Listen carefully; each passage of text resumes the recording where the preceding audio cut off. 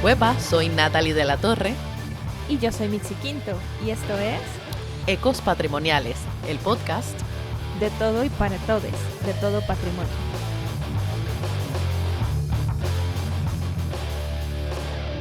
Bueno, pues bienvenidos todos, y más bien todos, todas y todes, a nuestro nuevo episodio de Ecos Patrimoniales.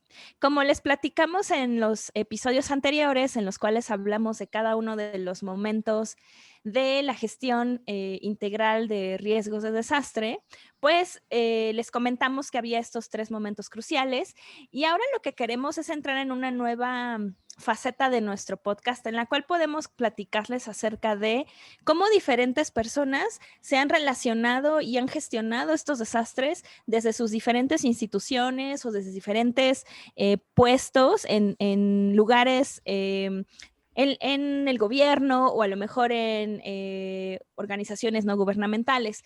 Y hoy tenemos a nuestro primer invitado, que me da mucho gusto darle la bienvenida. Natalie nos lo va a pasar, pero bueno, pues bienvenidos a este nuevo episodio. Hola, hola.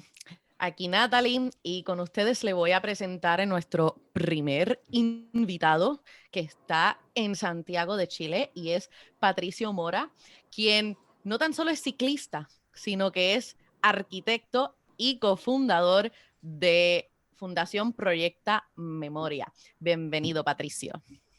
Muchas gracias, Natalie y Mitzi, por la invitación, y un saludo a todos los que nos están escuchando. Gracias. Cuéntanos, Patricio, ¿qué es, verdad, Fundación Proyecto Memoria? Háblanos. Proyecta Memoria surge después del terremoto del 2010 en Concepción, en Chile, que es el sexto terremoto más grande registrado en el mundo, donde nos dimos cuenta que lamentablemente sufríamos una amnesia sísmica, que volvíamos a cometer los mismos errores del pasado, nos emplazábamos en zonas de riesgo, y lamentablemente estas memorias incómodas de lo que son los desastres, lamentablemente no son transmitidas de forma bien adecuada. Por ejemplo, este era mi primer terremoto, y a mí nunca en el colegio, en mi familia me habían explicado que tenía que reaccionar de forma calmada, etcétera, etcétera. Y lamentablemente se ve como un trauma. Y bueno, en países latinoamericanos, bueno, en Costa Rica, México, y otros países más, la colonización se encargó mucho de decirnos de que los desastres eran un castigo divino. Entonces, eso claramente ha generado que muchas generaciones lo lleven como un trauma y como no de una forma bien amigable. Las culturas originarias acá en Chile tenían una memoria en relación a los desastres socionaturales, y lamentablemente se perdió con la colonización, y eso llevó a que, bueno, 2010 y otros terremotos se viera como no un buen manejo, sino que a través del trauma.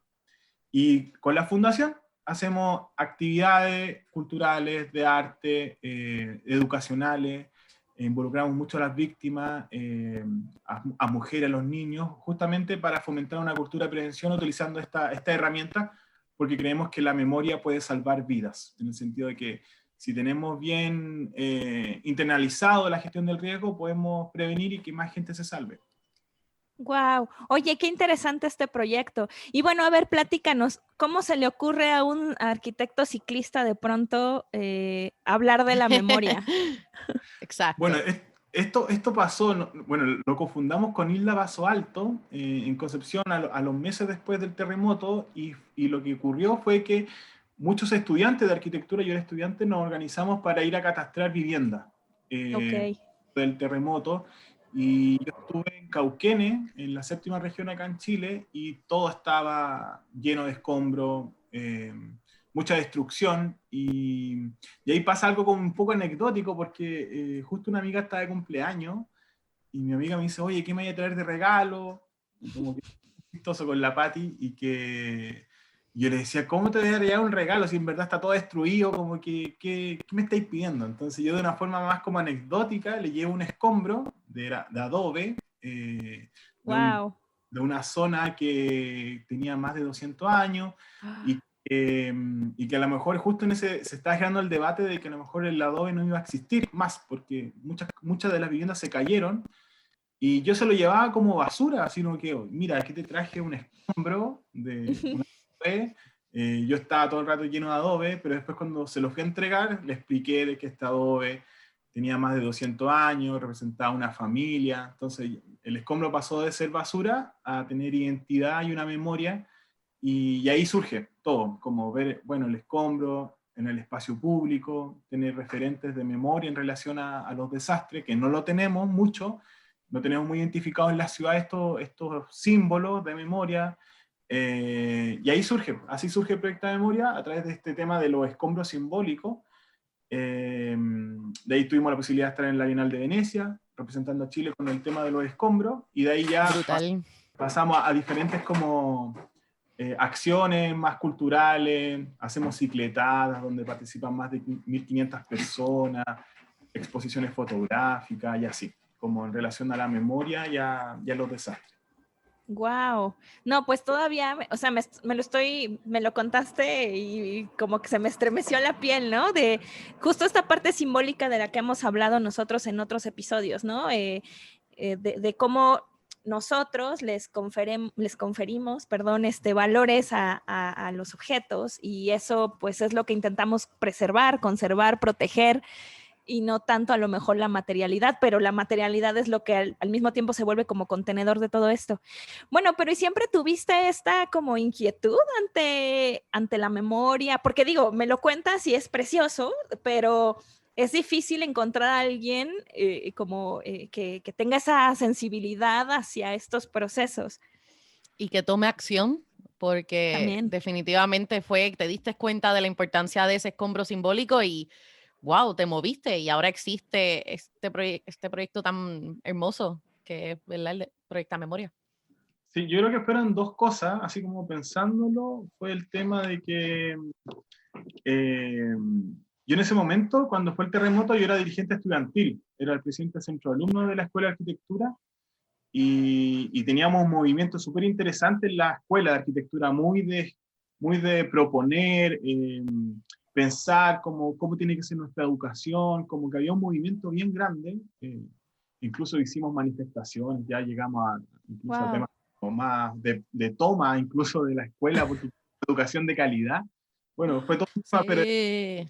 justo ese tema como de pasar como a la acción, muchos de nosotros como estudiantes fuimos a ayudar. Entonces eso yo creo que fue bien interesante, de ser estudiantes pasivos, como hoy nos tienen que decir, a ser más propositivos. Entonces existía ese sentimiento, y lo otro fue que, bueno, a mí en lo personal me pasó cuando ingresé a la Escuela de Arquitectura, me pasaba mucho de que la arquitectura, me cuestionaba qué es la arquitectura chilena, si en verdad igual viene todo de Europa, tenemos una arquitectura chilena o en Chile, y que nuestra identidad también está súper vulnerable a ser fagocitadas por culturas extranjeras, como que somos un país que todo el rato adoptamos culturas de otros países.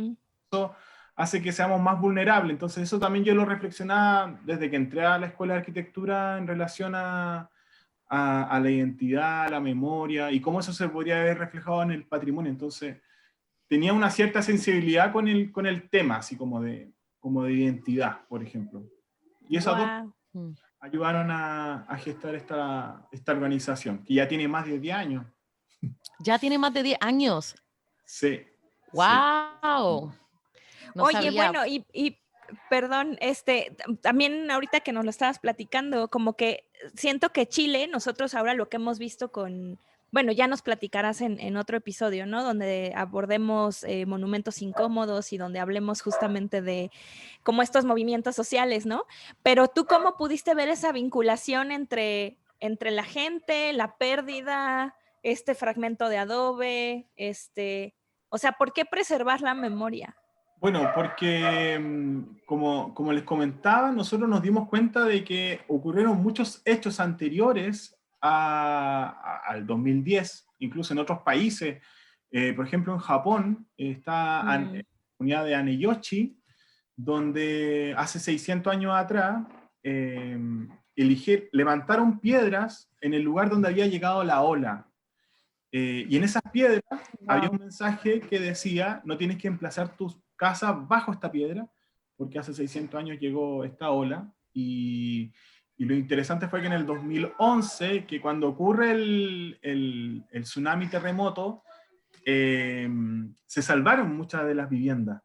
Entonces ahí nos damos cuenta esa memoria, con una simple piedra, salvaron vida. Entonces, eso pasó en Japón. Hay otros casos también en Valdivia, en Chile, que en el 1580 ocurrió también un terremoto, ocurrió un aluvión desde la cordillera hacia la ciudad. Murieron más de 2.000 indígenas producto de este aluvión. Y eso mismo iba a ocurrir para el terremoto más grande registrado en el mundo, que fue en el de 1960. Entonces, En Valdivia, ¿verdad? en Valdivia, sí. Entonces, Wow. justo se transmitió esa memoria y dijeron, oye, esto también pasó en 1580, va a ocurrir ahora, y ahí fueron más de 400 paleros a remover unos cerros de tierra para que justamente no se generara el aluvión, y es producto justamente de esa memoria.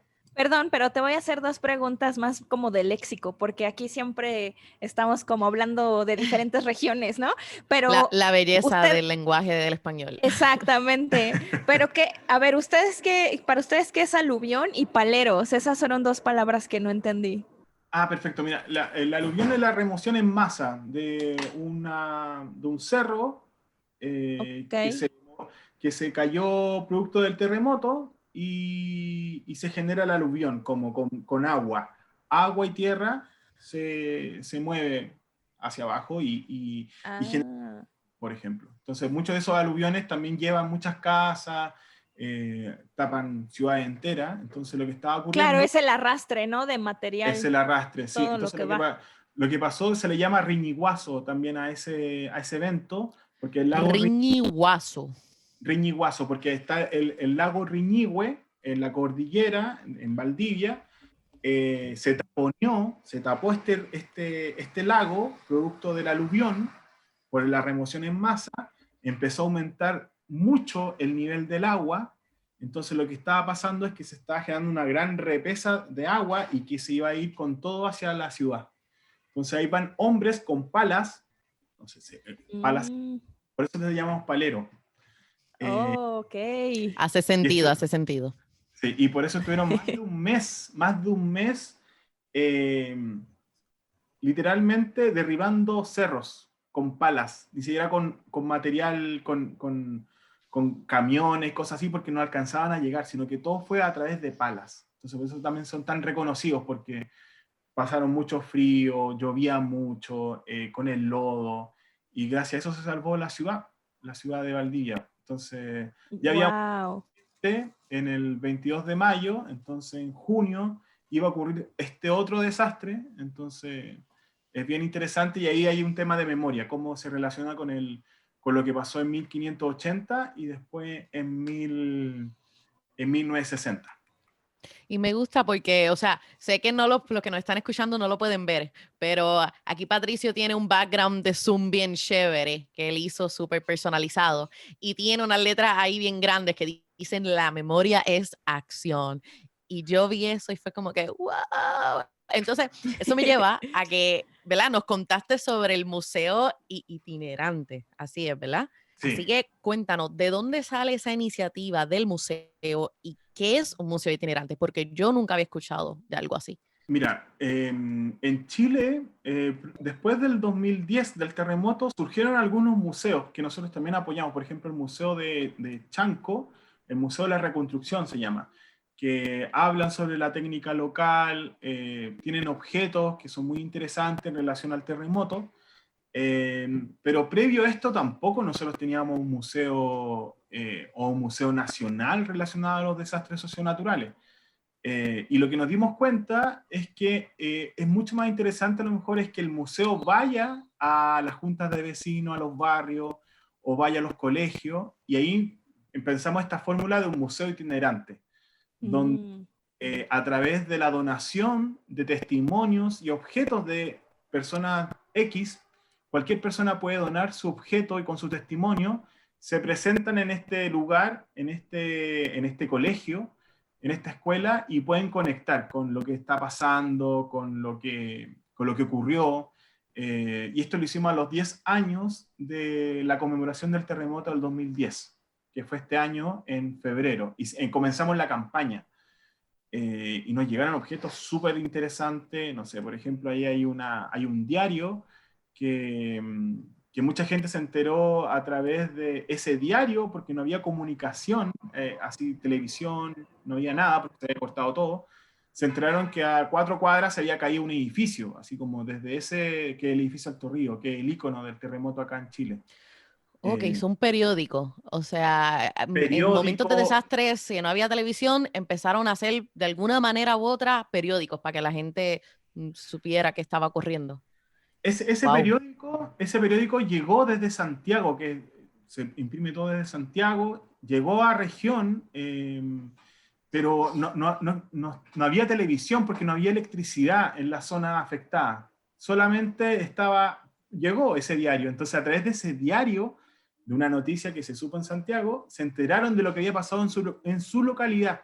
Entonces, desde eso hasta, no sé, los salvoconductos de gente que ayudó en la etapa de emergencia. Nos llegó, no sé, también una libreta de matrimonio de una persona que se había casado el día anterior al terremoto y que después ella se separó. Bueno, no sé por qué se habrá separado, pero también nos donó eso, esa Es libreta que de ya no se Esa parte de matrimonio. quería la quedar historia, con nada. no, para afuera, para Oye, afuera. pero si te casas el día que cae un tsunami, bueno, pues ya, ¿no? Si lees las Sí, señales, ya es como una señal de mal augurio. sí, Perdón. Volviendo, sí. ¿verdad? Volviendo a eso de que nos inculcaron de que los desastres son castigos divinos. Ya ahí yo creo Sí, que esa pobre gente dijeron, mira, no, bye, no se puede. Sí, sí. no, Dios no está a favor de esto. Oye, pero qué interesante. Justo, a ver, te queríamos preguntar unas cosas que Natalie y yo estábamos como, cuando pensamos, ¿no? En tenerte aquí y estábamos muy emocionadas, dijimos, bueno, pero un poco nuestra idea también es romper esto del desastre natural, ¿no? Entonces, ¿tú Mm. cómo te refieres todavía a ellos? ¿Como antropológicos, como socionaturales? ¿Cómo los clasifican ustedes? Y me refiero a ustedes desde Proyecta Memoria.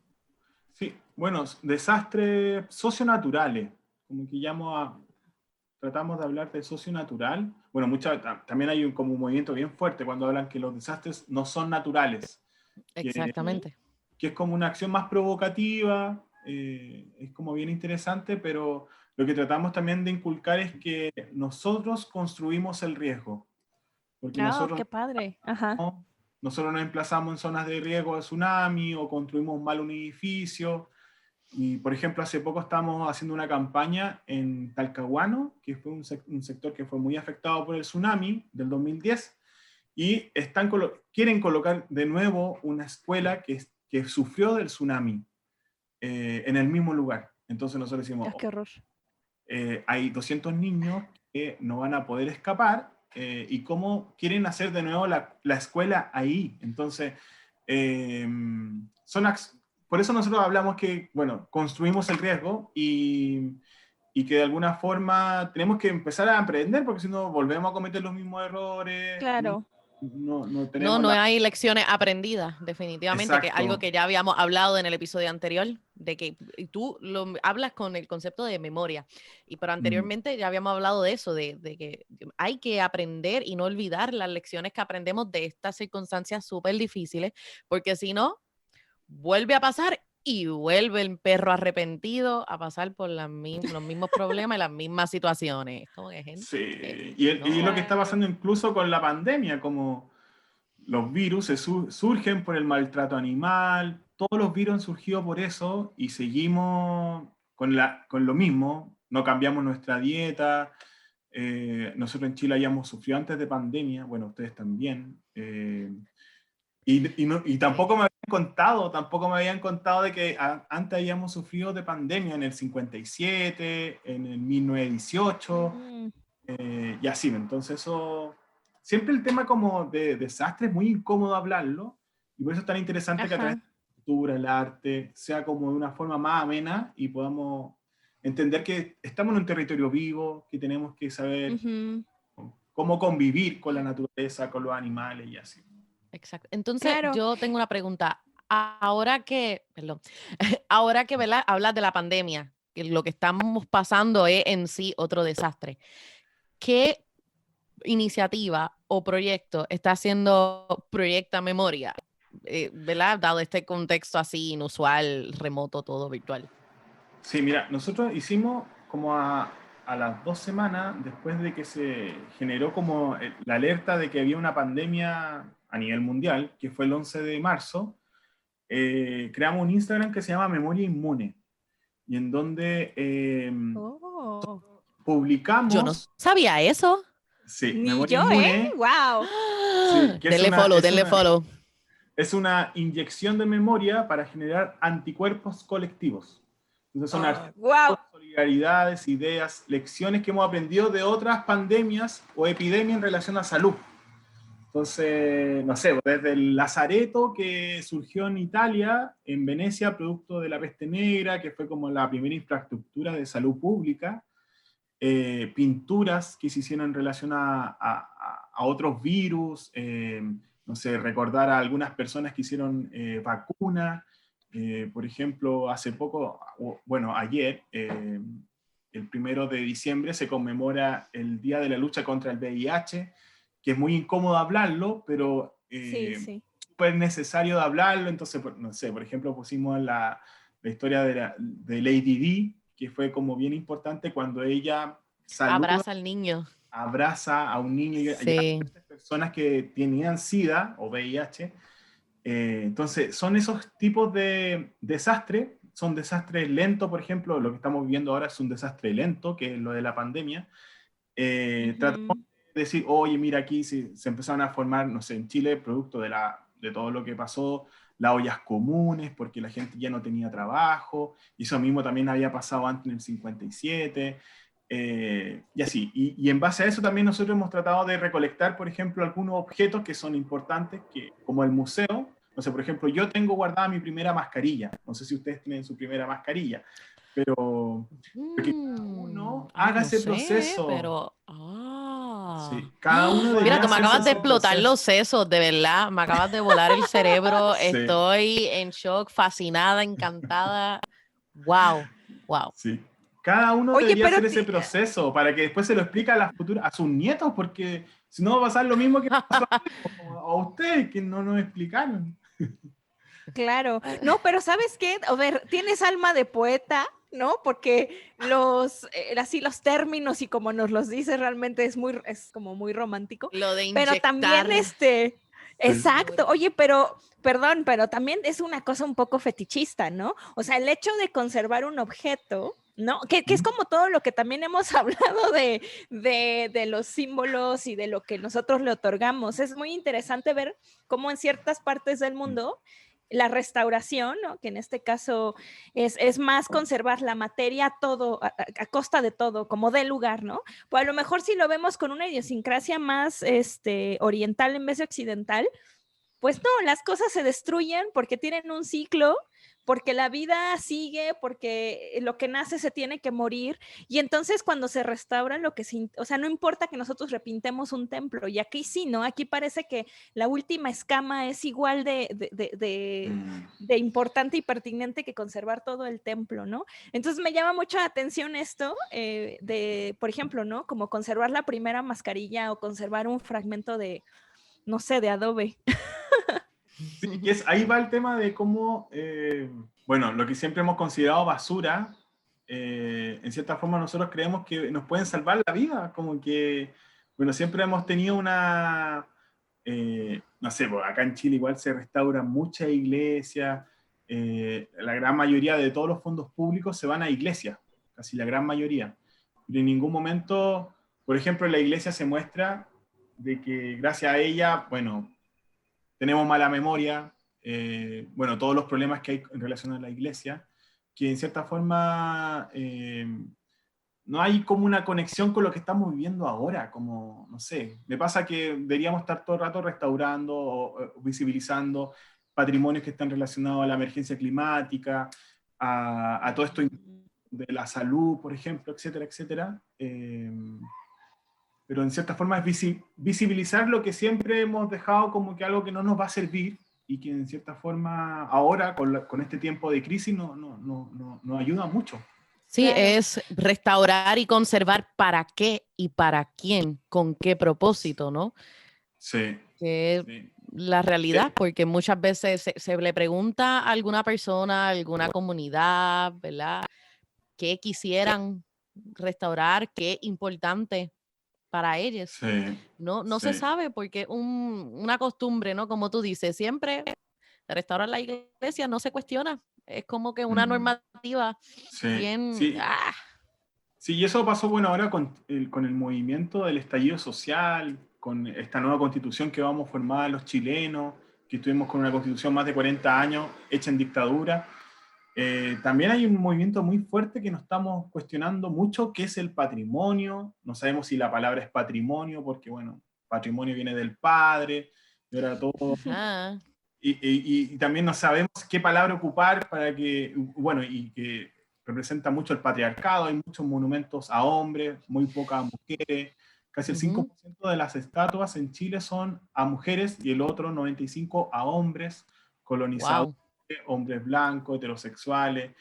Entonces hay como un movimiento bien fuerte acá en Chile de saber qué es, si es, bueno, si es que es patrimonio, herencia, etcétera.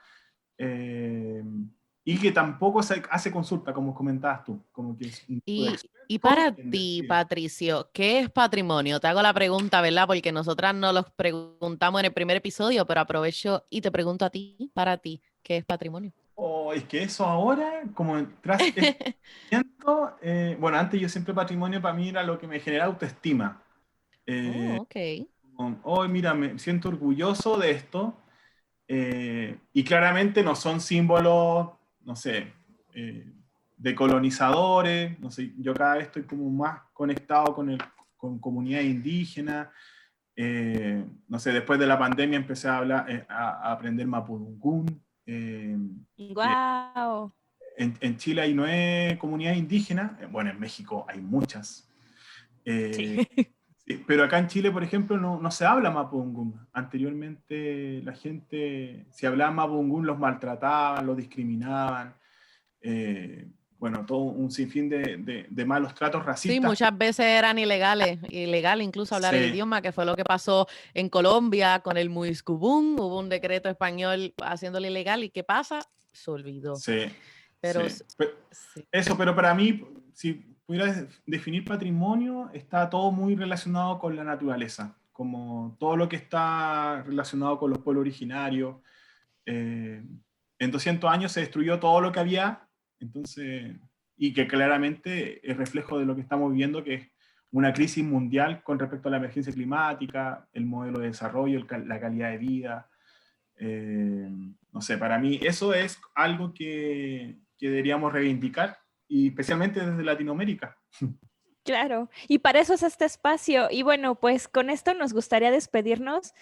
Muchas gracias, Patricio, por estar aquí con nosotras. Muchas gracias, Natalie, porque pudimos organizar esto desde 3 latitudes diferentes.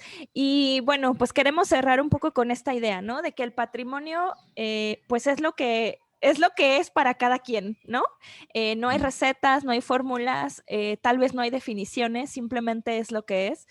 Y también que esta pertinencia de hablar del cambio climático, ¿no? Y los movimientos sociales. Y por eso es que Patricia nos va a honrar con otro episodio en el cual lo volveremos a invitar para que pueda compartirnos acerca sobre este proyecto, ¿no? Que se llama Monumentos Incómodos. Nada más si nos puedes dar una breve introducción para que nuestro público se quede picado y nos sintonice la próxima semana, por favor. Mira, Monumento Incómodo, tratamos de buscar y visibilizar, interrogar, debatir o resignificar los actuales símbolos de poder que hay en el espacio público, que muchas veces son las estatuas, los monumentos públicos, que se manifiesta la gente en diferentes latitudes en todo el mundo, con lo que pasó con George Floyd o en Europa, y que incluso ya ha pasado también acá en Latinoamérica, incluso con los 500 años de la conmemoración de mal llamada descubrimiento de América. Bueno, siempre se ha manifestado la gente con estos monumentos y en el espacio público. Entonces tratamos de visibilizar esos mensajes y esas acciones para reflexionar justamente qué es lo que es patrimonio y qué es para nosotros importante ahora. Como, no sé, mucha desigualdad, muchos símbolos de discriminación y así. Wow. Excelente. Así que agradezco nuevamente, de verdad, tu participación, Patricia. se me olvidó decirlo al principio, pero yo conocí a Patricio de manera virtual remota mientras yo estaba a principios de año en Londres, pero yo estaba haciendo una cosa completamente aparte, una investigación, y definitivamente tenía que hablar con este individuo que tenía este proyecto. Así que, gente, aprovecho esta oportunidad no tan solo para agradecer a Patricio, sino para agradecer a todo el equipo de Proyecta Memoria por toda la labor que hacen. Y por favor, gente, vayan a Instagram, vayan a Facebook, vayan a Google, busquen Fundación Proyecta Memoria y denle follow y sigan esta increíble iniciativa, ¿ok? Bueno, nos escuchamos la próxima semana y muchas gracias a todos. Chao. Chao, gracias. Chao. Chao, chao.